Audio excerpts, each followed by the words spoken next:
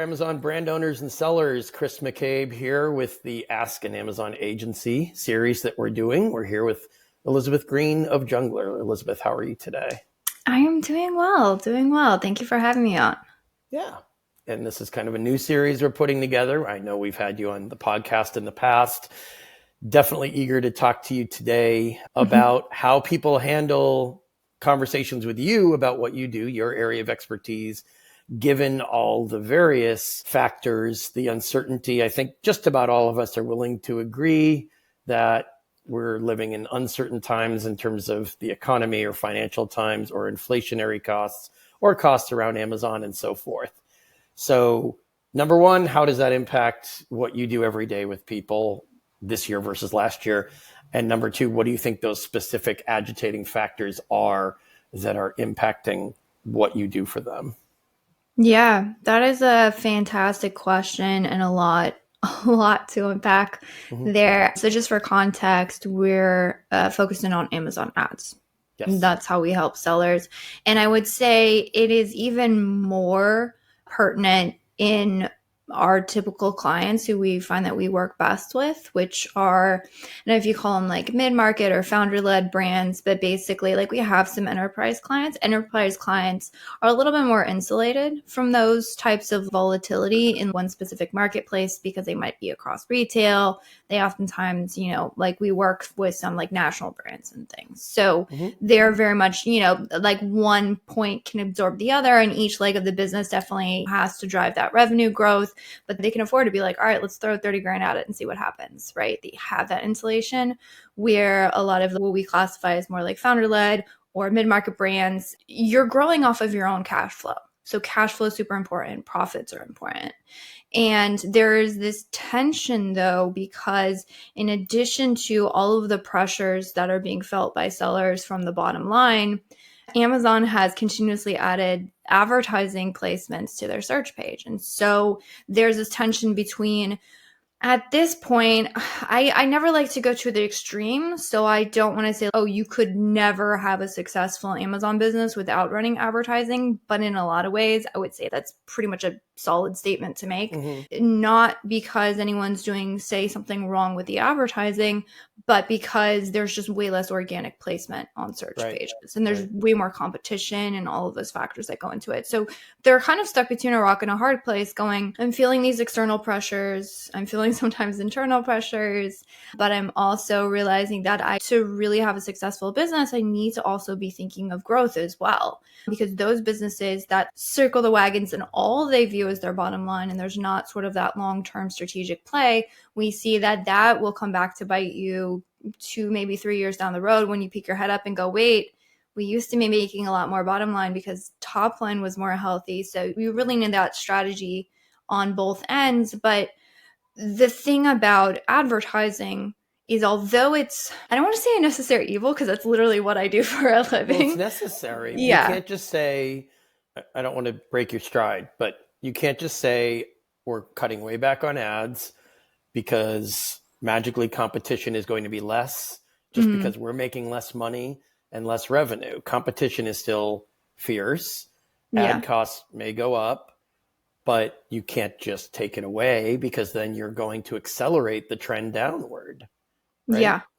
It's exactly that. But in some ways, because what Amazon decides they're going to charge you for their storage fees or the shipment costs or the tariffs that are going to be put on, those are a lot of like external things that are completely out of your control. I mean, tight management on inventory, making sure that your stock is refreshed, those things there is a lot at play there. And so sellers really should be digging into those things to find cost saving measures. But one that feels way more like you have control over it is your advertising spend. That was one of the conversations I had with brand recently. They're like, hey, look, with all of these external measures, I just got to play the game, right? There's nothing I can do with new tariffs. There's nothing I can do with Amazon increasing their fulfillment fees, right? But I can choose what my ad budget is going to be. So although I know I need it, I also am like, this is the one lever I feel like I can pull hard on. But as you just mentioned, you pull too hard on that lever, you hurt other things, and then you're left with overstocks, and then those things rack up fees. It is a difficult tension to live in, And the way that we navigate it with brands is coming to the table and say, one, we need to gain their trust when we work with them. And I think it's like our track record and proven working with them is really strong. So when these sort of crunch times happen, we're able to act as way more of a strategic partner. And the thing that I constantly find when I audit ad accounts all the time, when there's stagnation or there's a difficulty in growth, or they're saying, I feel like we're just putting more money into the machine that's coming out. Like the brands I'm consulting now, they're like, look, I want to grow. I feel like it's possible in today's market, but I put, like one brand I talked to, she's like, I put in an extra $100,000 of spend and I got $200,000 in sales out of it. Like that's a 50%. Like the math just, it's not mathing. Right? How do I do this effectively? And so in that example, what were they misspending on, would you say? So what it was is there is this like hyper focus on ad efficiency is what I find. So it's like, yes, you don't want to scale an ad structure that isn't profitable, right? But it's knowing where and when to put those extra ad dollars. And to do that, you can't just look in the ad console. Because what I find, I talk to brands all day long and they're like, maybe ACoS has gone up or it's a little bit less efficient, but like total ACoS is skyrocketing year over year.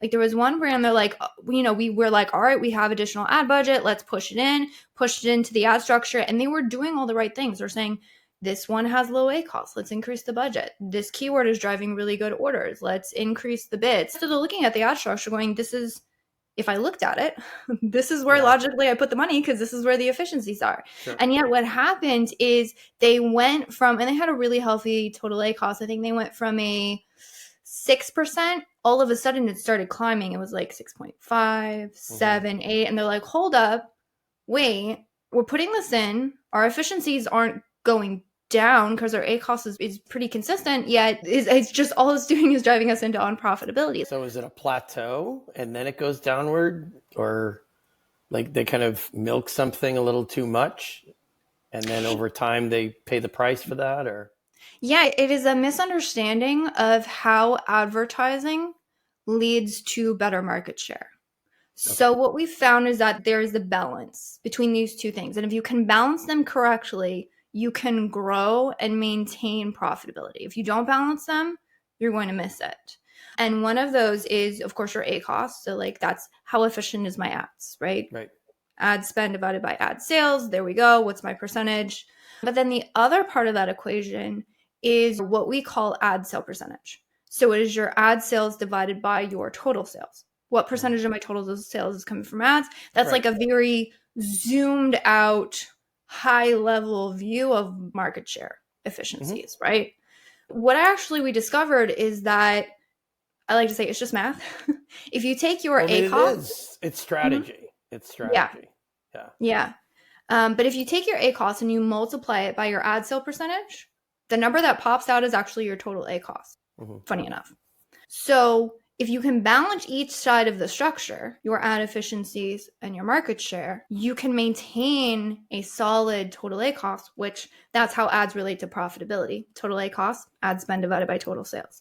And so it's a understanding of how ads impact market share and which ads have the most impact on market share. So an example would be, I just did an audit yesterday for a brand. He had 2 brands he wanted me to audit. So he had 2 accounts. So we did audits for both accounts. It was the same thing. It was ACoS was relatively efficient. He wasn't dissatisfied with that, but he's like, we can't seem to grow. I don't understand total ACoS. And so I looked at the one account and I said, was it 70 or was it 80% of your total sales are going to sponsor brands video ad? What most sellers don't understand is that although you might have more ad efficiencies there, right? ACoS is much lower. So you're like, great, hammer it home, right? ACoS is great. Let's go. That ad type does not lead to as much of an impact on market share as sponsored product ads go. So when I looked at his ad sale percentage, so I said, ACoS is fine. Total ACoS is growing. Why? Oh, well, when you look at your ad sale percentage was, I think it was like 75% of your total sales are coming from ads. So you need to fix that. You need organic.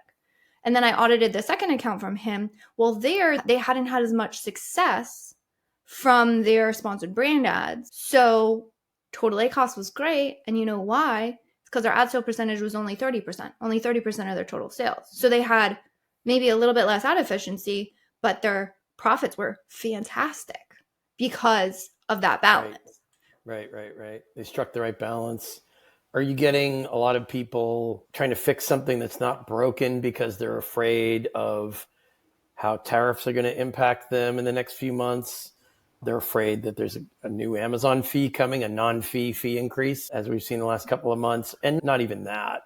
Obviously, we work with people, if they lose one of their better ASIN, sales, well, that hurts their revenue because maybe they don't appeal right away. Maybe they don't get reinstated right away. So then they're getting less revenue off of that. Any of these factors might contribute to a conversation you have with somebody who's backing off of something or trying to change something up or trying to make it leaner. Do you get into that as much as I do in my conversations with people?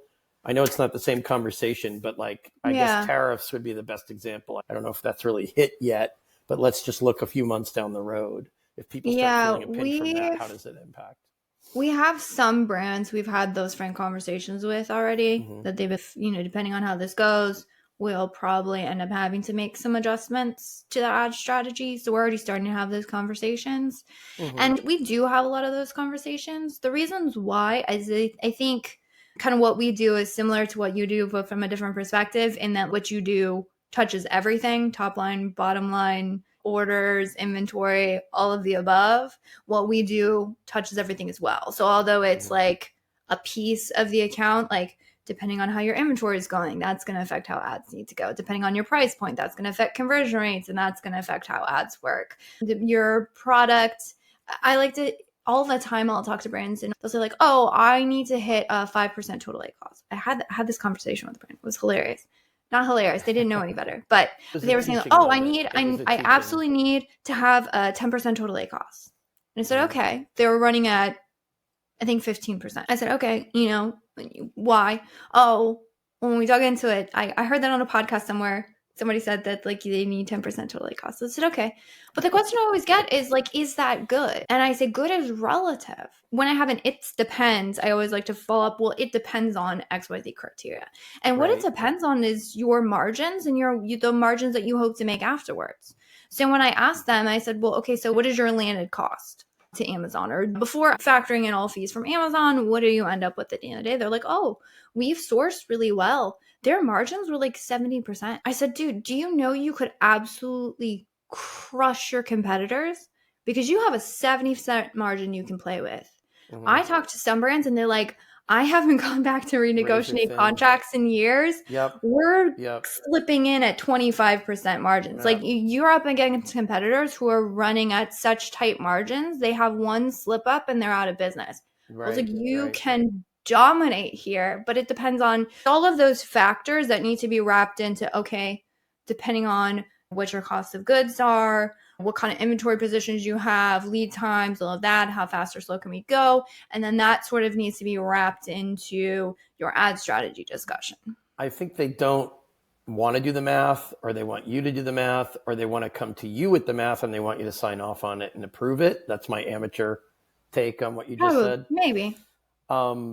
We get a lot of people who want a one size fits all, have you ever dealt with a suspension situation like this before? And it's well, of course we have. We've dealt with all kinds, dozens or hundreds of times. But the devil is in the details. I need information from you. It is kind of amazing when people say, I want you to give me a cut and dried response on, is this yay or nay?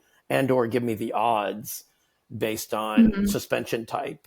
It's well, you probably don't match up with every criteria of all the other sellers we've dealt with. There's going to be details that are different from one case to the next. Once we have that conversation, even if I don't give you exact odds, I can at least give you a sense of what can be done and what can't be done. I'm guessing you have to sift with you, at least it's math. And once you present the math, unless they think you got something wrong or unless they have something additional to add, I assume the math speaks for itself at that point. And then it does, because I had one person who someone referred them, and to be honest, they seemed a little bit cynical.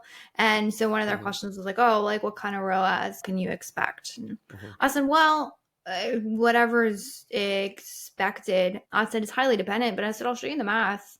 And I built the forecast sheets. You know why I built the forecast sheets? Because I wanted to know. And so helps you confirm. Yeah. Again, there's this tension between what you can afford to pay and what the market requires, which is average cost per clicks in your space. And I can run the math and say, okay, this is your conversion rate. This is your average order value. If you want X amount of ROAS, I can forecast out what kind of average cost per clicks you need to hit your target goal. And then I'll take that and do the market analysis and say, okay, so you're in supplement, you're converting below the category average. Maybe you have a 10% supplements. A lot of times they're like 15 and 20% conversion rates. And then I'll say, okay, so according to the math that I'm looking at and the ROAS targets you want to hit, I have to be able to achieve average cost per click of 50 cents. Guess what? In the supplement category, you're probably looking close to $5, right? So it's doing the math on what the forecast requires and then saying, okay, how do I benchmark that against where I am now, what the marketing looks like, and then just saying, look, here's the delta between these two things. Because I mean, I get it. Before I sat down and did the math, someone would say like, oh, what do I need? It felt like, how long is a piece of string? Right. No idea.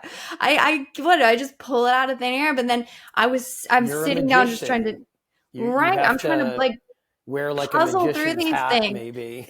Yeah. And so now I'm like, okay, so here's it is. You're a Because wizard. oftentimes they're saying like, all right, I want this marketing budget and I want to grow this much. And then they're just saying like, hey, here's what I've done the math on my business and this is what I feel like I have to achieve, do it.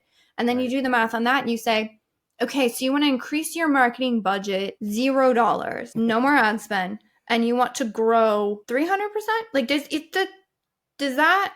And they're like, oh, okay. I'm like, hey, yeah, like we'll probably need to spend more if you want like a 3x increase. I thought you meant, maybe I misunderstood. I thought you meant they go to you and say, I'm going to tell you what we're going to do and I need you to fit the pieces together. And then you have to tell them, maybe I can't, but they tell you we're going to increase our spend by this. And this is how much we want to grow as a result. Make it happen. It depends on the client. And then you explain to them whether it can or can't. It depends on the client. And it also, we try and be pretty flexible because everybody's going to see their account a little bit differently. Like some people look at ROAS, some people look at ACoS, some people look at total ACoS, some people look at marketing budget. And so it's up to us to interpret what their goals are and then how that's going to look from a marketing perspective and then run the math and then say, okay, because I tell everyone, I'm like, I'm not going to BS you. Like, I'm not here. Like, if I tell you like, oh my gosh, I can absolutely, it is bonkers to me. I ran across a LinkedIn poster like, we'll absolutely grow you in the next 30 days by 50% or money back guarantee. I was like, yeah, I've seen those posts on LinkedIn. I'm like, I know which ones you're talking about. I was like, trust me, I could put that as my LinkedIn banner. I have enough trust in the market. I could probably sell the crap out of that. I cannot imagine the holy hell that's going to come down on my team when they can't do it. I'm here about long-term relationships. I want a sustainable business just as much as you do. So I'm not going to sell something that I feel is impossible to execute. Hence me saying, but I don't want to just tell you, oh, it's impossible. Because to me, if I'm a business owner, I say like, oh, I want to grow. I want to 2x this year. What does it take? And someone's like, well, I don't think you can do that. I'm like, what do I need to fix? Like, what do I need to, like, this is my goal. Like, what do I need to do? Get why? Just because you as the expert say it's not possible. What do I need to do? So I prefer to come with, hey, I think those are somewhat unrealistic, but here's why. Here's what your market is. Can we fix a conversion rate? Can we do something with the listing? Here's what the competitors are doing. Here's what's reasonable. Here's what we need to work towards. And then if you can work with that, great. If you want to go find somebody else who's going to sell you the sun and the moon and tell you can do something and then you're going to come back pissed off in 3 months from now, fine. Awesome discussion. I think this warrants a part 2 just from what we've talked about the last several minutes. Anyone who's got questions on what you've said today, best place to reach you? Definitely the website. So if I've said a lot of stuff and you're like, what's forecasting? What's good in my market? What should my total ACoS be? How does that look? Feel free to reach out. So it's junglr.com, junglr.com. More than happy to go through your ad account. No questions asked. Not going to charge you for it. Not going to hard sell you. We'll take a look. We'll tell you what we think we can do. And our goal is for you to say, oh my gosh, that's amazing. Please, yes, do it for me. But either way, you can get some perspective on how you can improve. And value. And that's one of the things I like about you is that you let the math and the brain speak for themselves. You don't sales pitch in weird, crazy ways. I've never seen you doing that. And it just seems like that's your MO, which is great. That's why we love having you on. So Elizabeth Greene of Junglr, thank you so much again. And like I said, we will probably see how things unfold the next month or two, and maybe we can do a part 2 of this discussion. I would love that. I would love that. Talk to you soon.